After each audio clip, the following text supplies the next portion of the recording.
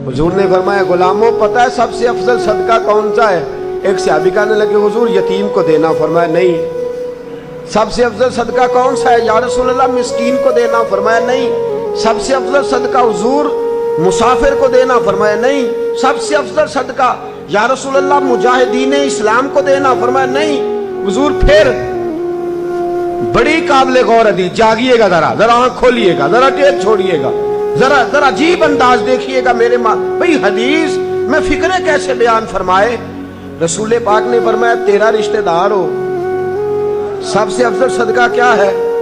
तेरा, बोलिए यार, तेरा रिश्तेदार हो और गरीब हो, हकदार हो। और अगले लफ्ज बड़े अजीब है, तेरा रिश्तेदार हो, गरीब हो और तुझसे नाराज हो। कैसी बात है?